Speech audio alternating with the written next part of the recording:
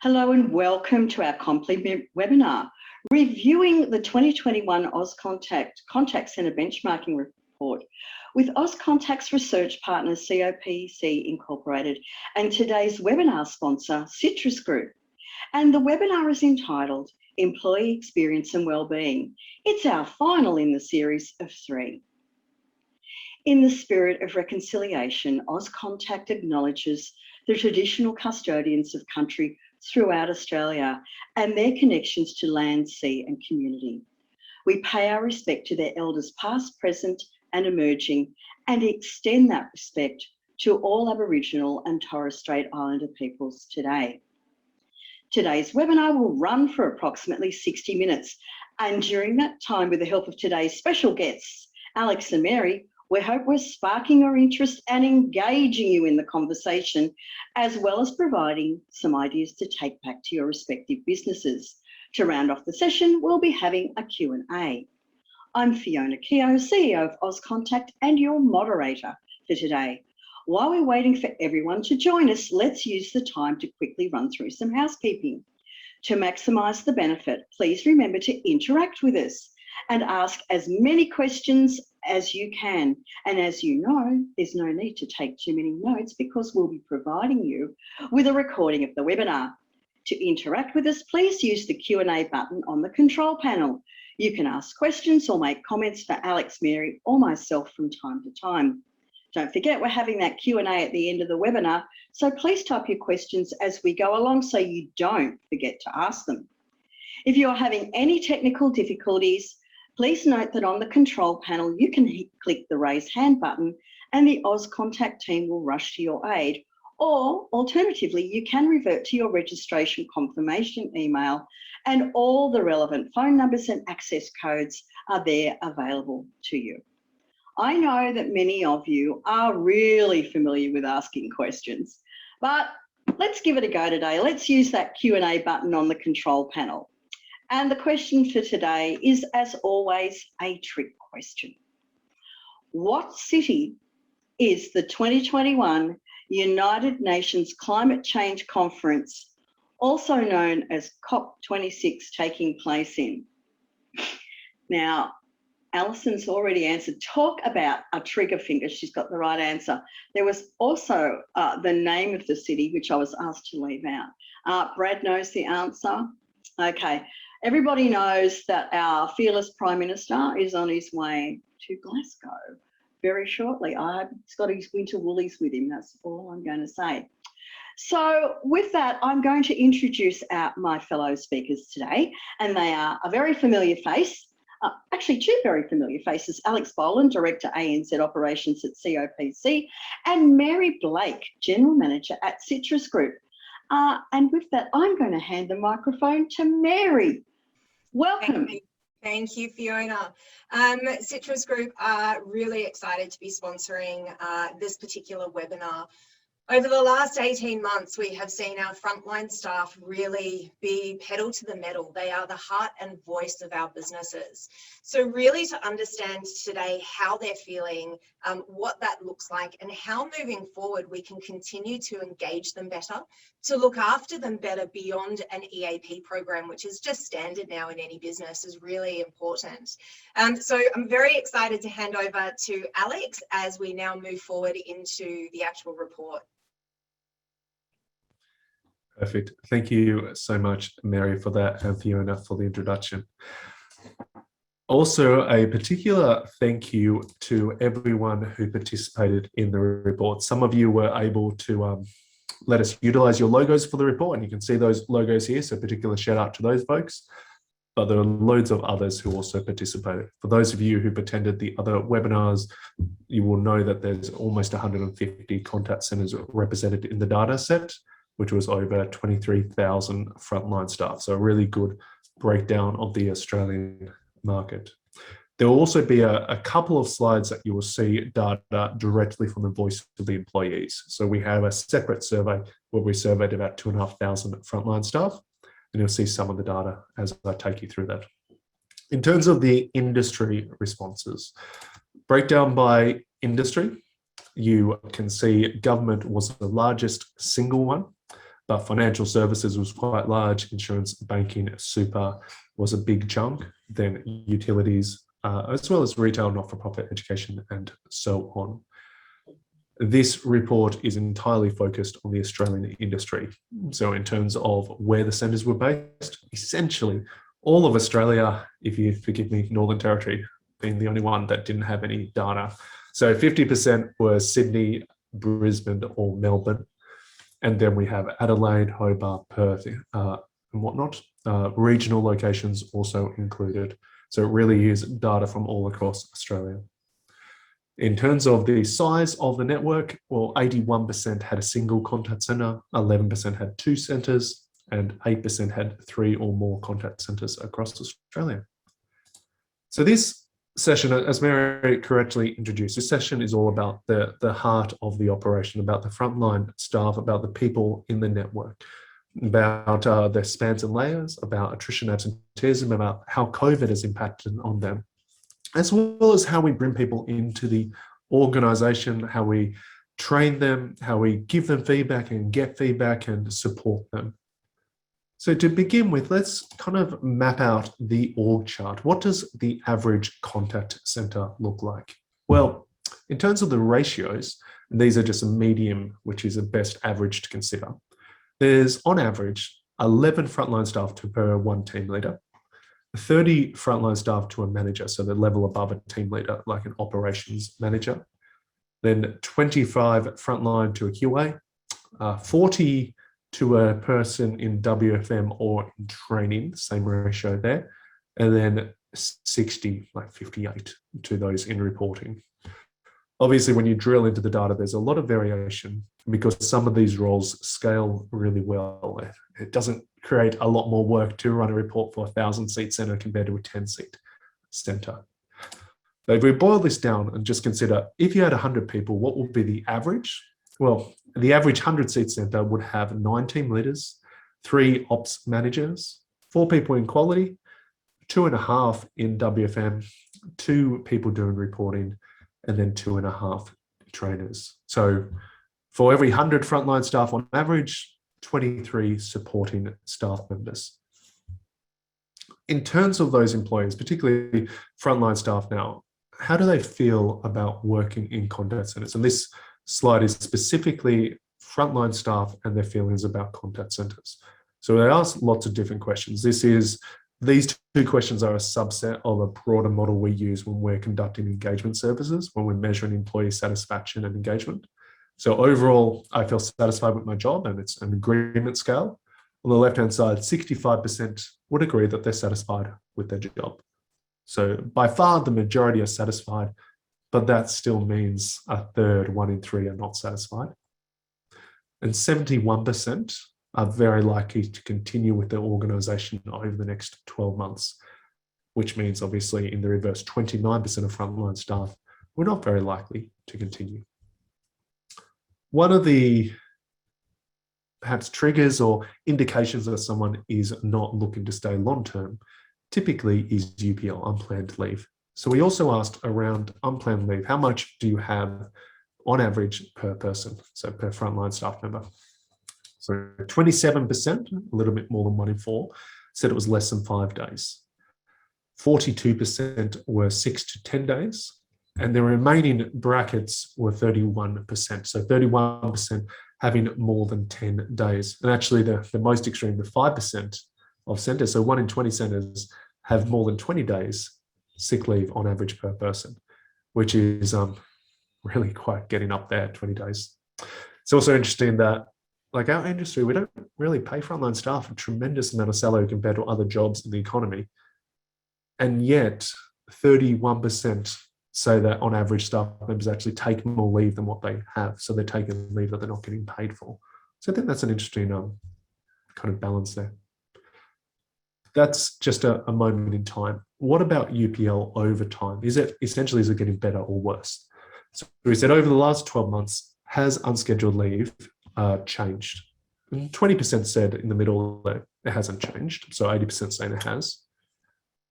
6 and 25, so 31% say it has increased, so gotten worse. And then almost 49% actually say it's gotten better. UPL has decreased over the last 12 months. So far more reporting better UPL than in the past. In terms of the process for unplanned leave, absenteeism, how do you actually report it? Well, the policy organisations have almost exclusively across the board is you call. 46% call their team leader, 25% have an on-duty team leader, 11% is calling someone else. 1 in 10, you have to make contact, but it's not by phone, and 9% had another kind of unique policy. In terms of not reporting though, but about the sick leave medical certificate side of things, we also asked that. So we said, when do they need to provide a medical certificate? And keep in mind, there can be more than one trigger to get a medical certificate. So the numbers add up to over 100%.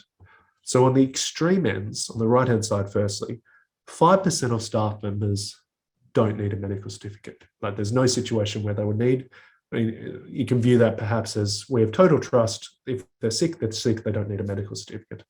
On the other extreme, 8% say, well, they need it every single time they're sick, regardless of the length of the leave. So almost 1 in 10, I think, are indicating a fairly low trust in frontline staff members if they call in sick. 68% say it's for 2 or more days, 25% 3 or more days, 36% say it's just kind of the weekend, kind of leave the Monday or the Friday, and then half say the policy is also if it's before or after a public holiday. So that's around UPL absenteeism. In terms of attrition, actually people leaving, we're very curious about this. And we asked for frontline staff who were full-time, part-time, and then team leaders. So on average, what proportion of full-time frontline, part-time frontline, and team leaders leave each year and need to be replaced? So for full-time, the average response was 25%, 1 in 4 people. For part-time, it was 20. And while there's a relative difference of 5%, that's actually quite a big difference, like 20 to 25 is a reasonably large gap. And then at the team leader level, 10%. So on average, organizations report that 1 out of 10 team leaders leave every year. But how long do you expect people to stay in their roles? So asking the same question in a slightly different perspective. So how long do you expect them to retain in their roles? And here you can see a breakdown by role and by length, but I put a summary on the right-hand side because that chart's relatively busy. 61% expect full-time staff to stay for more than 2 years. 68% expect part-time staff to stay for more than 2 years. And 87% expect team leaders to stay for more than 2 years. So it's a similar sort of pattern as we saw on the previous slide, that team leaders by far stay for longer than other roles. But there's a clear gap between full-time staff members and part-time staff members in terms of how long they stay in their role. Part-time staff, on average, appear to stay longer in their role. But some of the changes we are seeing, or some of the data we're seeing, may be influenced by COVID. So we did ask that question as well. How has COVID impacted absenteeism? And that's a chart on the left-hand side, and then attrition on the right-hand side. And they could put it on a scale, their responses, from it is much higher through to much lower. And you can see 5% for absenteeism, or UPL, 5% say it's much higher, 21% say it's slightly higher, 27% say it's no change, and then 26 and 22 say it's lower, either slightly lower or much lower. So excluding the no change group, the majority of people, organizations, say that COVID has been positive from an absenteeism perspective. In attrition, we see a similar pattern. So it is higher or slightly higher was 4 and 17%. 40% of centers say there's no change. And then getting close to 40% actually saying it is lower, as in it's improved as well. So again, it depends on the organization. Some organizations are saying UPL and attrition is much worse as a result of COVID, but far more are saying that it's actually been a positive thing. COVID, from an impact on absenteeism and attrition, has been positive, and they've improved as a result of COVID. When I was initially sharing these results with some of the stakeholders, somebody raised a question, Paul actually from Citrus raised a question, is this linked to work at home? Like are people who work at home more experiencing more benefits? So I added in an extra slide here. This is showing you on the x-axis the proportion of frontline staff currently working from home. So 0 to 25 will be like 1 in 4 people working at home at the moment, 26 to 50, etc. So as you move along the right-hand side, more people working at home.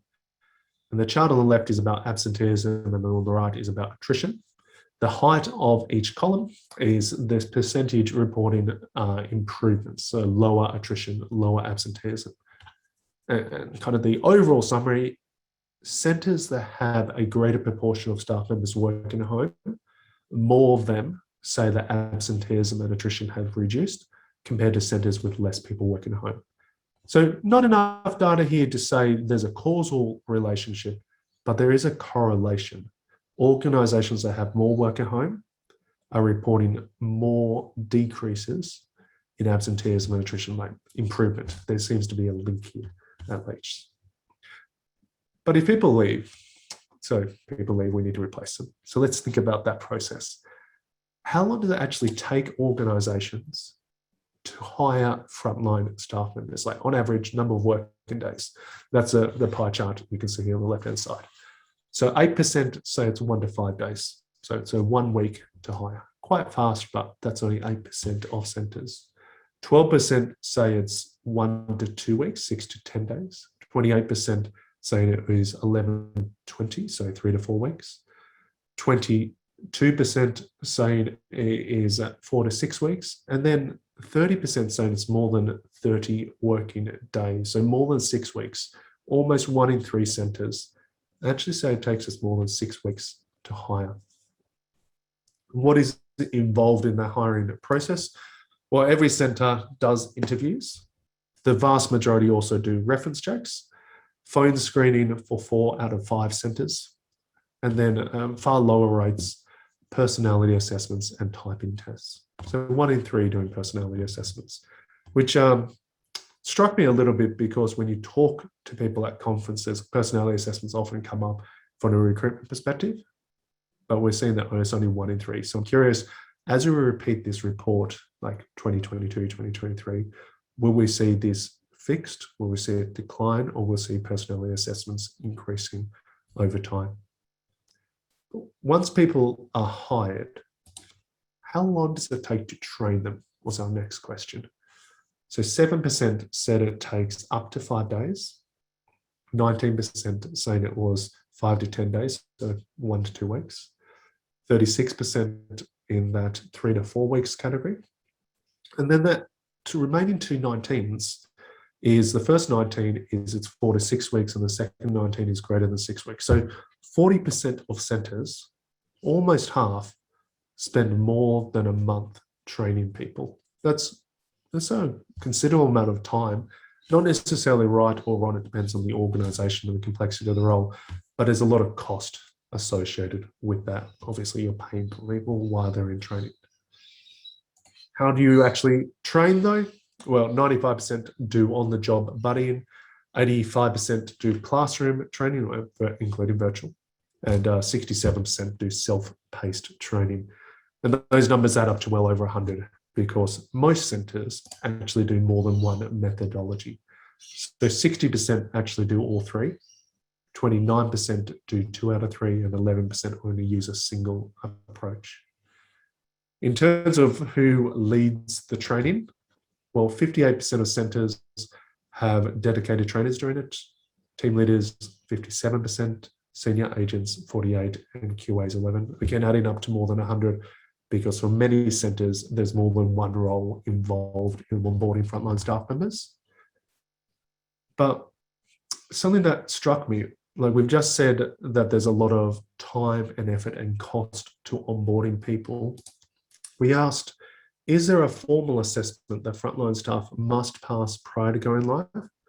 Only 52% of centres said that yes, they have a formal assessment. So 48% of centres are hiring people, spending the time it takes to hire them, paying for them while they're in training, getting them up to speed so they can actually help customers. And they're not ever actually giving them a formal assessment to see if they're ready to go live. And that just seems like a kind of a critical flaw. If we're going to invest money in something, we should really be testing people at the end of it. Once they go live, the key way we provide coaching and feedback is through one-on-ones. So we're interested in understanding the frequency of those. So the left-hand side here is the organization perspective. So contact center leaders, how often do you do one-on-ones in your center? From a leadership perspective, they happen. Every single person said we do them. 3% said it was less than once a quarter, 8% said at least quarterly, but 89% saying that it was at least monthly, so monthly, fortnightly, weekly, etc. For the employee view, this is quite interesting. So this is where we asked frontline staff, how often do you get a one-on-one? So firstly, 1 in 10. So keep in mind, organizations saying everyone says we do one-on-ones. 1 in 10 frontline staff, and this is a random sample across hundreds of contact centers across Australia. 1 in 10 frontline staff say, I never get them. I don't ever get formal one-on-ones. 11% saying it's less than once a quarter. 13% saying it is at least once a quarter. So only 66% of frontline staff say they get one-on-ones monthly, whereas organizations, almost 90% say it happens monthly. So there's a bit of a disconnect here. Maybe, well, I'll kind of leave it up to you. Perhaps there's a different definition in what we think of from a leadership and from an employee point of view, or maybe what we think is happening in our centers isn't actually happening. So that's about the one-on-ones. What's actually reviewed in the one-on-ones, or what are the KPIs for frontline staff? And again, this is one of the charts that adds up to way over 100 because you can have more than one KPI. The two most common KPIs are adherence and quality, both at 65% of centers having them for frontline staff. AHT slightly below at 57, after call work at 43, and then finally we get to resolution. And the reason why I say finally, customers they don't actually call you because they want to speak to you. They call you because they have a problem and they want help. So your ability to help them is one of the most important metrics that measures their engagement as well as your efficiency. So it's a little bit interesting to see that resolution is relatively low on the list. A couple below that, you can see the voice of the customer. So customer satisfaction or net promoter score, and then other metrics below that, like UPL. I find it also interesting that UPL even is a metric in the sense of I'm not entirely sure you can KPI how often someone is sick, but that's the data that we got. In terms of the KPIs, this is the list, but how do we get feedback from employees? So not so much talking to them, but listening to them. Well, essentially every center does team meetings. 88% say that they do team meetings. 85% say there's engagement surveys. 74% X interviews. So those are the big three in terms of hearing from our employees. There are also town hall meetings and feedback options within a knowledge base, for instance, for almost half, as well as skip level meetings. And then maybe around a third, 39%, doing pulse surveys and focus groups. In terms of the actual employee engagement surveys, so how often are they conducted? Well, they're either done every 6 months or they're done every year. There wasn't any other variation really in the data here. 43% said it was once a year, 57% said it was every month. And interestingly, the data here slightly contradicts the previous question. 0% said they don't do it, whereas previously only about 90% said they did it. But you can see it's very dominant. Engagement surveys are something almost every organization, if not every organization does. No one looking at it, doing it monthly or quarterly, yearly, or every 6 months. But what do we give to employees? So this is more about listening. What do we give in terms of employee benefits? Well, I find this one interesting as well. Employee assistance support. If I think back to when I was on the phones, I don't think this was a very common thing in the industry, but 89%. So essentially all centers have some type of employee assistance support. So confidential support for depression, stress, substance abuse, that sort of thing. The vast majority have that. 46% also provide paid time off for not-for-profit or volunteer activities. or employee discounts on products or services at 40%. 40% providing some sort of substance, like as in meals or snacks or whatnot. 33% with fitness opportunities, so that might be gym membership or yoga classes.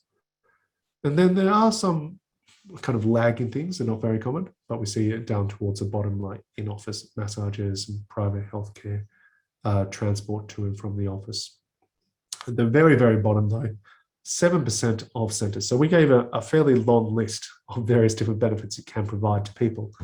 7%, which is not, it's not 10, I guess. It's not really 1 in 10, but it's getting close to that. 7% of centres actually saying, we don't provide anything to our frontline staff at all. Like, we pay them to do the job, but we don't provide any free benefits to frontline staff. So let me take you through some of the points that kind of stood out to me as I analysed the data, and then I'll throw over to Fiona and she will take you through a poll and we'll get some insights as well from Mary and then go through your questions. So a couple of my key takeaway points. Well, as a ratio, I think it's helpful to keep this number in mind, 23. For every 100 frontline staff, on average, there are 23 support staff. Again, that varies by organisation, and I wouldn't take that away as a rule, but it can help you to compare to how your organisation sits. Secondly, whilst COVID has been kind of horrible from a lockdown and from a family point of view, centres on average, like the majority of centres report that has been positive from an attrition and from an absenteeism point of view. And then continuing with that kind of theme of attrition and absenteeism, centres report consistently that part-time staff members stay longer in the job. They have lower absenteeism and they have lower attrition than full-time staff members. So from the engagement survey to frontline staff, around 1 in 3 staff members do not agree they're going to remain in their job over the next 12 months. And based on purely this sample, which will represent about 23,000 frontline staff, that will mean like 6,500 frontline staff not agreeing that they're going to remain in their job. How long does it take to hire and train staff members? So considering both that process of hiring as well as training them, 89% said it's at least 4 weeks, 41% saying it's at least 6 weeks, and 24%. So 1 in 4, that's a reasonably large group. So it's at least 8 weeks to get someone like on the phones taking calls. 9 out of 10 centres say that they do one-on-ones at least monthly, but only 2 out of 3, only 66% of staff members say they receive one-on-ones monthly. Again, maybe there's a difference between the approach and deployment of the policy there. But they were the 5 things that stood out to me. Let me throw over to Fiona and Mary now. Fiona, I think you have a poll or something. Is that right? I do indeed, Alex. Thanks so much for sharing that breadth and depth of information. So let's get everybody talking to each other perhaps, and let's have a poll on something that is very topical at the moment, which is, has your organisation introduced a vaccine mandate, or do they plan to do so? Mary, you're working with people coming into organisations constantly. What are you seeing out in the traps? Look, it's a great question. I think we are starting to see organisations poll and survey their staff to understand where their staff are feeling it's going to go. We have seen a number of our clients come around and put mandates in place across the country. I think the reality is that there is going to be a mandate, based upon fair work in the 4 categories for people to stay safe. The question begs is, if it is a mandate from the company, what happens to those who have a personal view that they don't want to be vaccinated? And I think that's the question that's going to be raised, where it's not a medical exemption or it's not something along those lines, it's just their personal view. So it'll be interesting to see where this industry starts to move, or any industry moves as this moves forward. Absolutely. So I think with that, we will close the poll. 31% have said they've already introduced a vaccination mandate. 17% they plan to do so, and 53% say they have no plans as yet. So some great insights. Mary, I want to hear more from you. What are your thoughts? In terms of the report today, I think there's been some fantastic takeaways for everyone. And, you know, we are really looking around permanent staff or permanent full-time. And I think that we have seen those that are in permanent positions really bed down over that COVID window for safety and security measures. So what has been shared is certainly the views that we have seen. I think a couple of big takeaways for us is, or for me, was 31% of people in centres were taking more than their allocated number of days. So the correlation between that and those exiting an industry, 6,500 frontline staff. The question is that a churn that we're seeing out of the industry or just a churn out of a company? Because we are really pushing our staff to the brink during that last 18 months. It makes sense that we saw a number of our permanent staff, I guess, from work from home capacity, lower down their leave accruals also, because there were other things available to them. But they are the big things that really have stood out to me, coupled with the fact that we're seeing, you know, the great big resignation.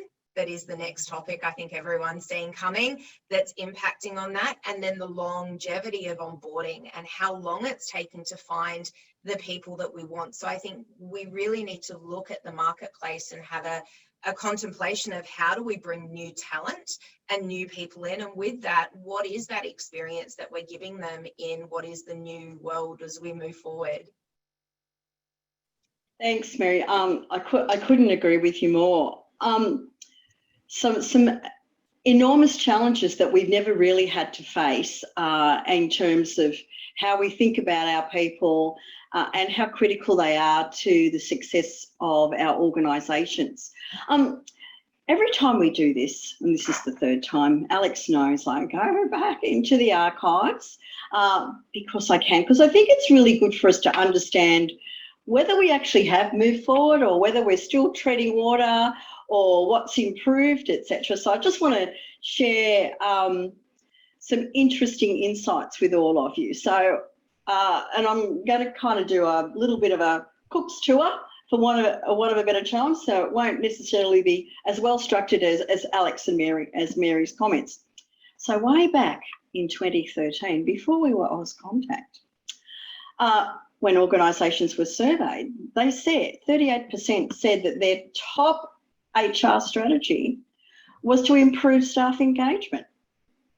When we surveyed again in 2017, and this is the number that scares me, only 28%, 8% said that their main strategic objective was to improve agent engagement. So it's gone from being reasonably important to almost on the back burner at 28%, one would suggest. However, in that same survey in 2017, more than 40% said they were focusing on optimising agent performance.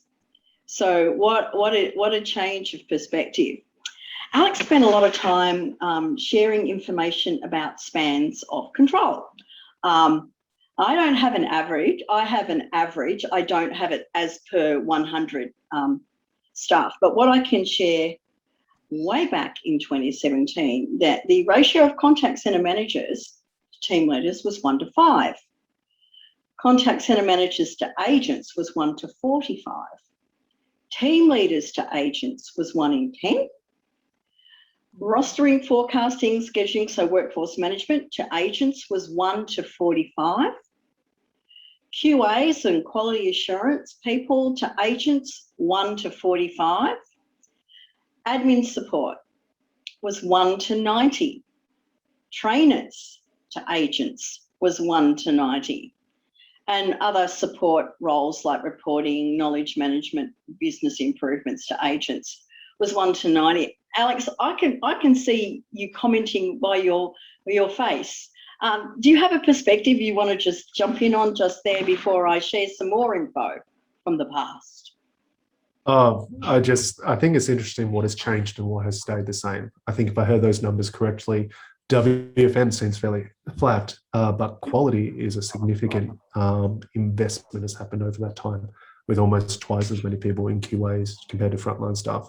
Yeah. So maybe that's an indication that quality is delivering more value and we're investing in it more. But that's something that particularly stood out to me just then.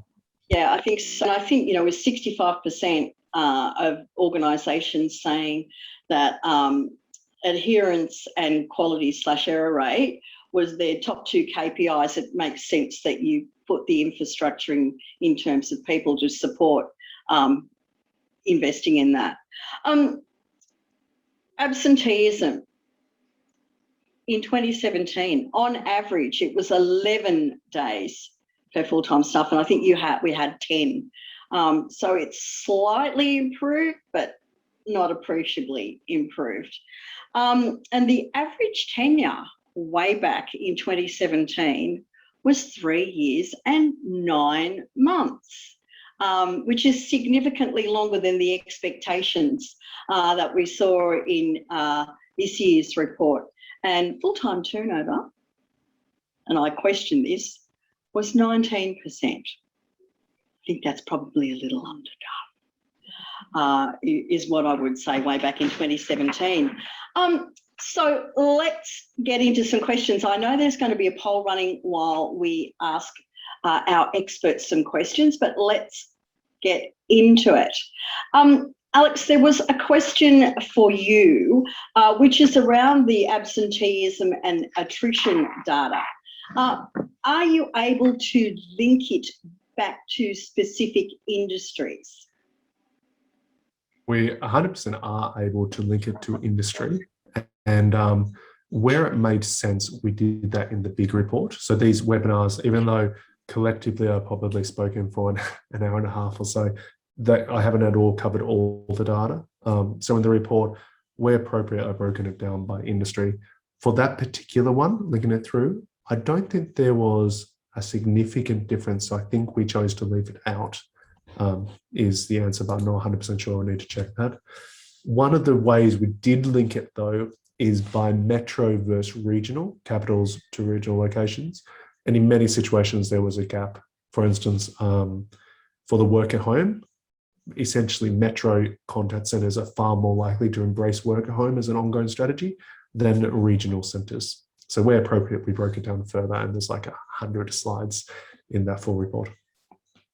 Thanks, Alex. Mary, there's a question for you, which you are absolutely on the money on. Are you finding frontline staff wanting to return to the office? Yeah, look, it's a great question, Fiona. We certainly are seeing a number of people wanting to return in that, whether it is a blended capability for them, where they get the choice of having the best of both worlds.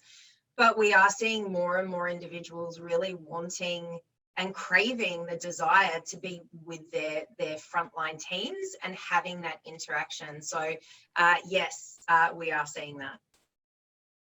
Okay, that's very interesting. So there's a question for you, Alex, from Michael, but it weaves Mary in. So I'm happy for you two to have a discussion on this one.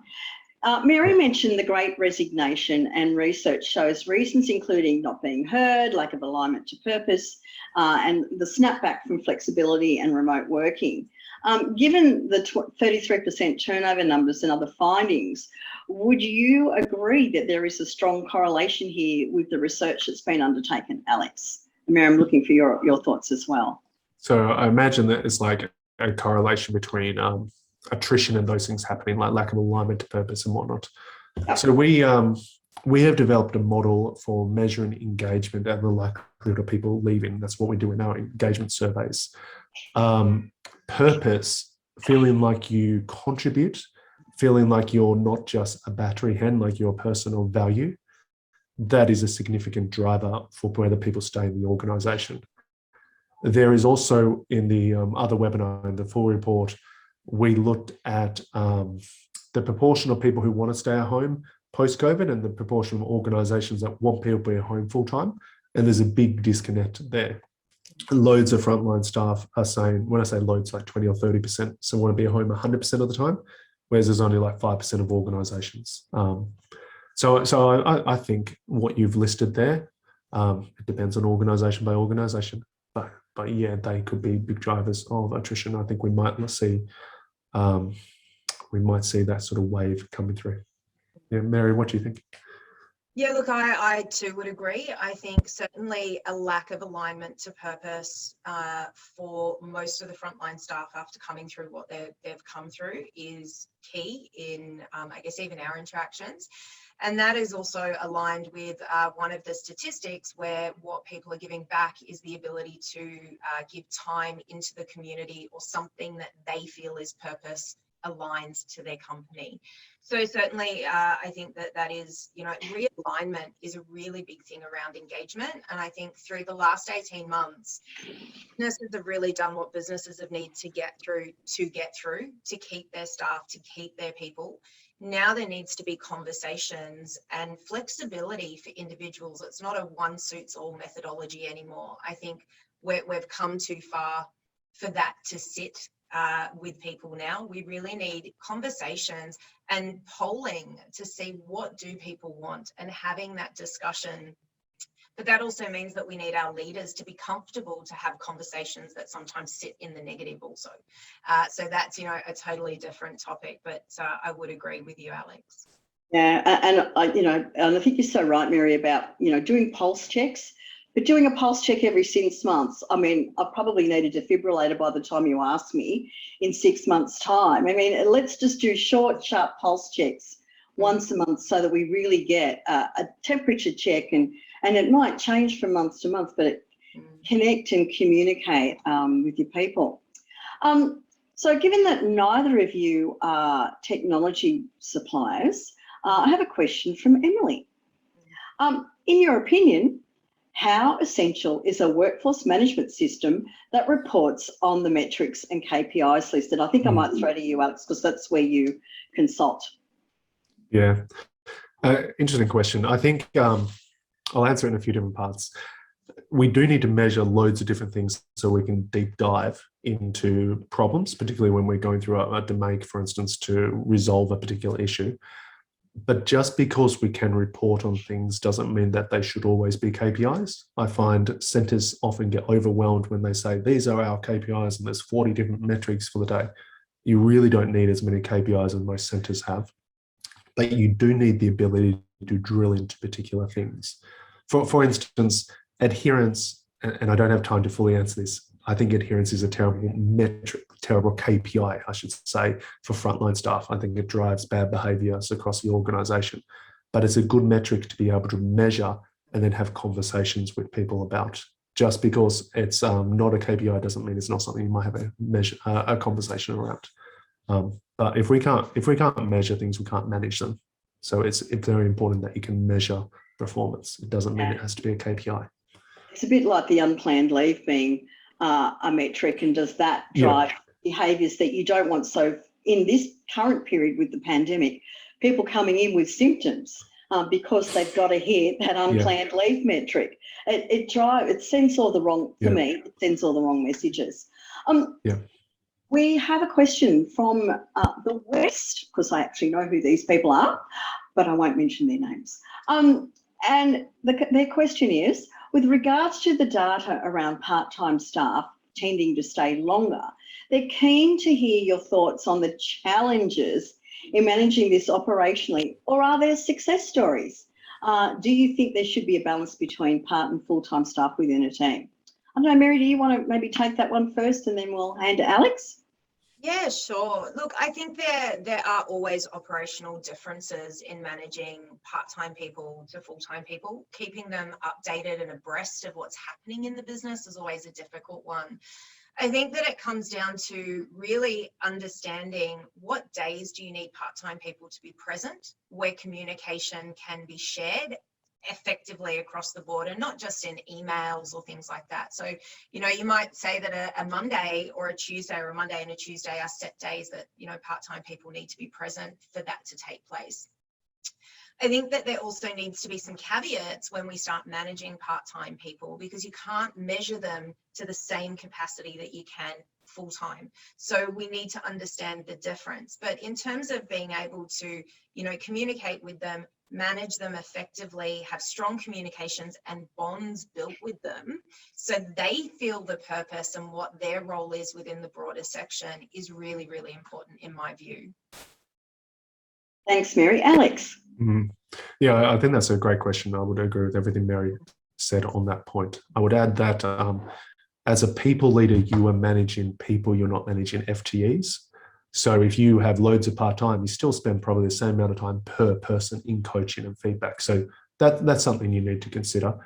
In terms of the balance, we spend lots of time in WFM and do best practices around that.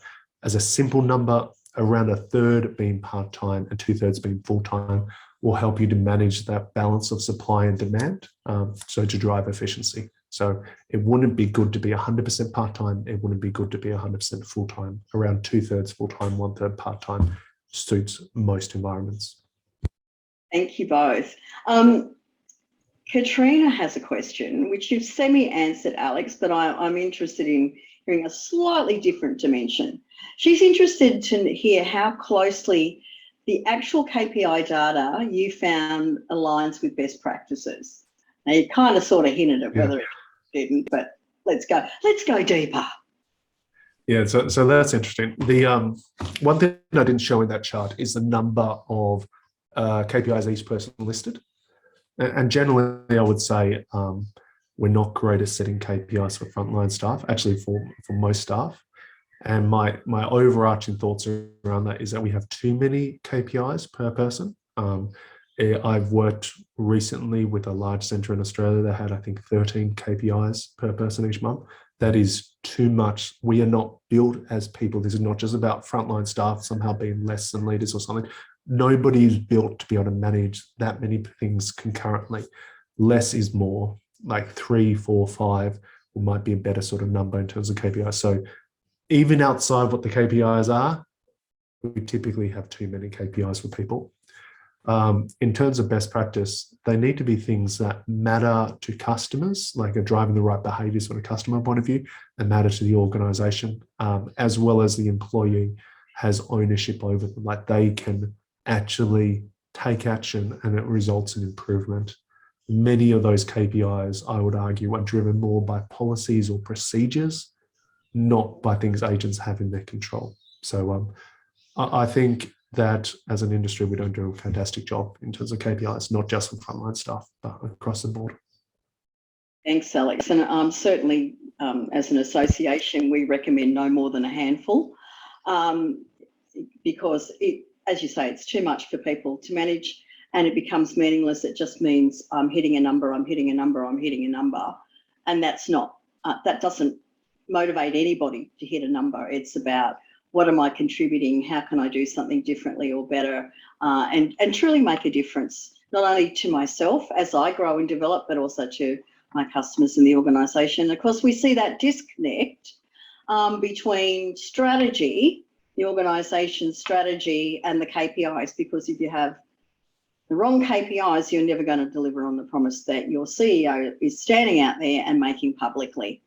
It's a complete disconnect, and that still hasn't changed. Mary, another question for you that's come in, and this is quite interesting, I think. Have you seen any challenges with frontline staff being onboarded remotely, and has this impacted on engagement and or well-being? Wow, what a great question.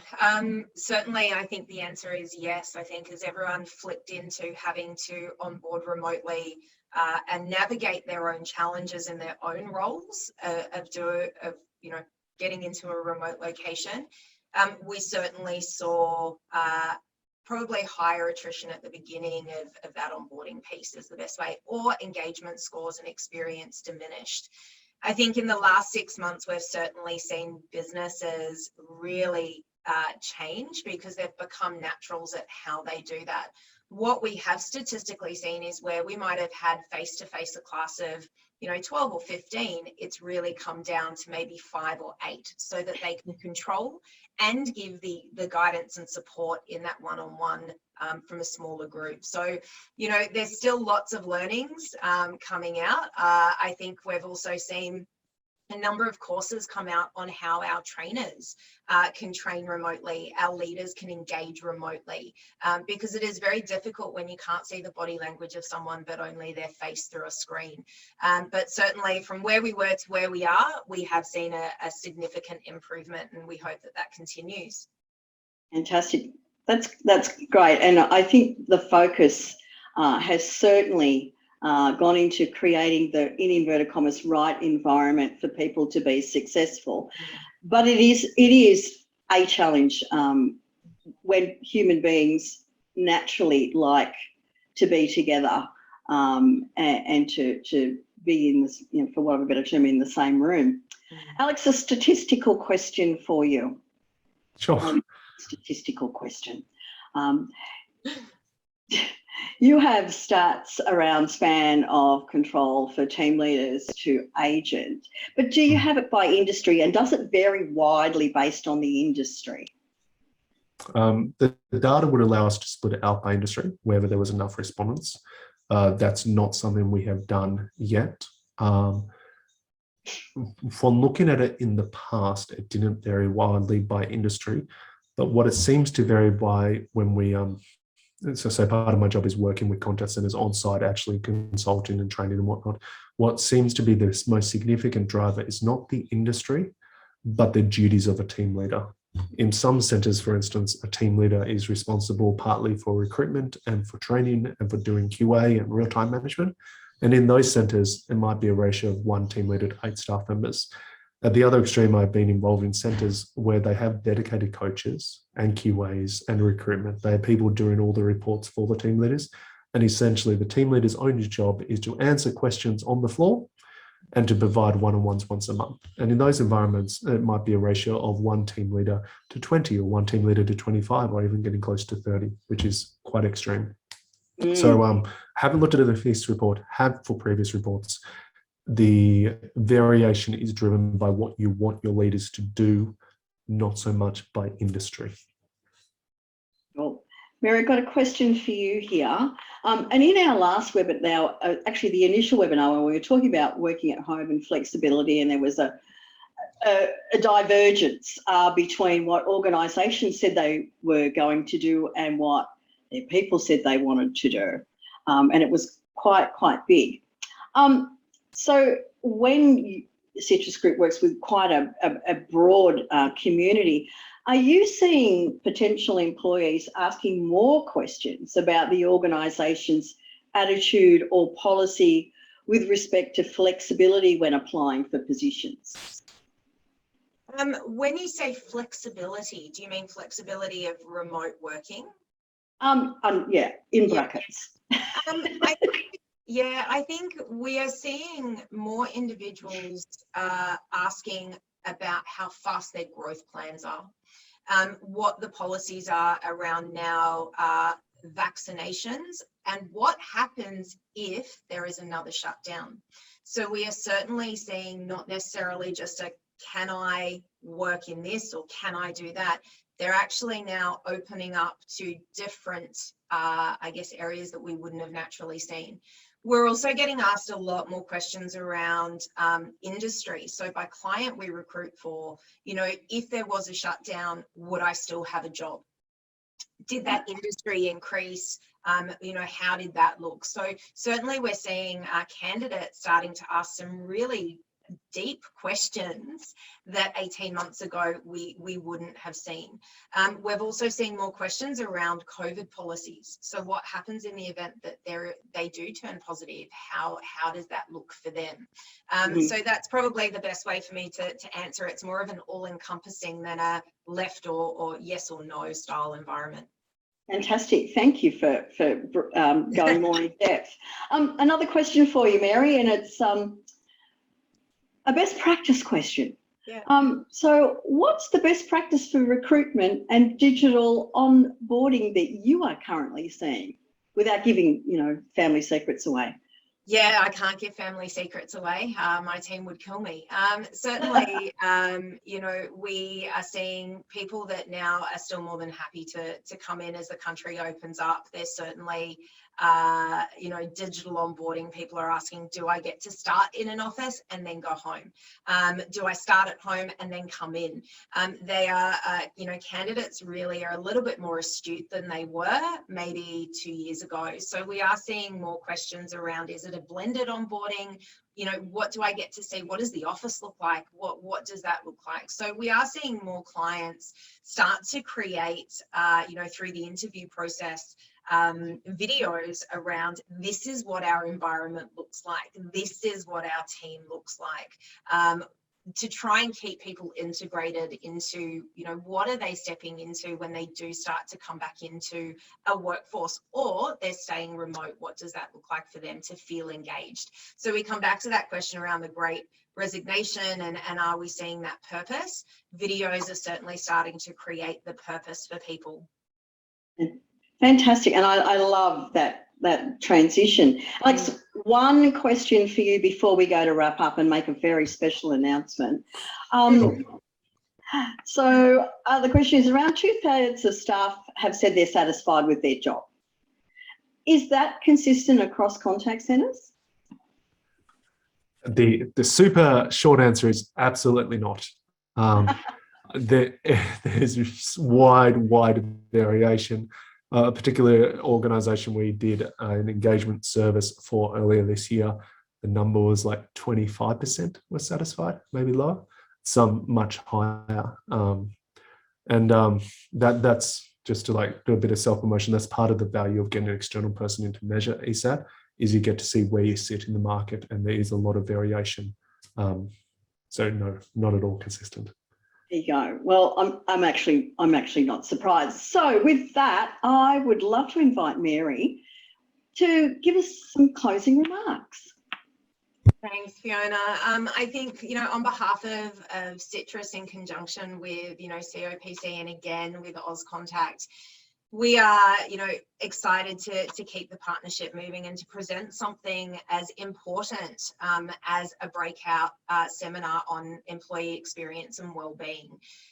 As we move forward, in the next 12 to 18 months, I would hope that as an industry, we come together and look at how we can minimize that 6,500 churn out, how we can improve things. And that really comes down to, again, the heart and soul of our business is our frontline people.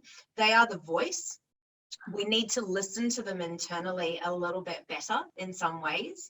We need to listen to the feedback that they give us around the customer engagement so that we can engage better externally as well as internally. So I look forward to, the next 12 months to come back around to see how we have improved as a marketplace, to change some of those drivers and see some of those things that, we're seeing pop up around employee wellbeing really start to take over. That EAP, it should just be stock standard that there's an EAP program now. So what are we going to see start to come up? And I think the only way we can see that is to really listen, to pulse out with our workforce and understand that they're people. They're not a number, they're not an FTE headcount, and they do hold the brand and reputation in every interaction they have. So looking after them is just as important as looking after your leadership teams, your executive teams. It really is, if anything, turn that org chart around and really focus on that bottom line. Yeah, I feel very inspired, and that was very Gail Kelly, because she tipped the org chart upside down at St George Bank, and she had all of the frontline staff at the top and all the senior leaders falling through to the bottom, and it is absolutely key, as you said. Alex, some closing remarks and perhaps that very special announcement. Thank you very much, Fiona. I actually think Mary did a fantastic job there. The focus on frontline staff, they are the people who interact with the customers. They are the people who are the majority of your organisation, and putting them front and centre and treating them like, not just treating them like real people, but like making sure that they feel valued, respected and cared for is so significant, particularly over the COVID period and the transition period back. So I would just underline, if I can, really what Mary said there. In terms of, I think the special announcement we're going to raise is the survey that's actually coming up. And when I say survey, the industry hasn't made a decision on what the future looks like post-COVID, and essentially Citrus, together with Auscontact and myself at COPC, are doing a piece of research in the coming months to kind of map out where we are going. For instance, if you have work at home staff, are you going to pay them more to cover their costs at home, or pay them less because they don't have the commute? What about COVID and vaccines? And do you have a vaccine mandate? What is the industry doing in regards to this? So the three of us are all working together to get this piece of report out there. You will get a survey about it. I would love for your data to be included in that, and we can together start to map out the future of our industry. And just like this report, if you complete it and you provide your email address, because otherwise we can't send it to you, we'll send a copy of the report to you free of charge. Yeah, thanks, Alex. And that was exactly the announcement. I'm very well done. I'm very proud to be associated with both COPC and Citrus Group in bringing this next piece of research to life. I think it just adds another dimension to the work that's already been done in partnership with COPC and with Citrus Group in the past, and we'll just keep evolving. And don't forget that you can find out more when you come to the conference in February, and you can get down hands-on with Alex, because he's doing 2 tabletops, and you can ask him really, really, really deep questions. So with that, I wish you a safe, I'm going to still say safe, and happy rest of your day wherever you might be. If you're out of lockdown, dance like no one's watching, except if you're on TikTok. And see you next time. Thanks, everyone. Thanks, Mary. Thanks, Alex. Thanks, Mary. Thanks, Fiona. Thanks, Fiona. Cheers. Thanks, Alex.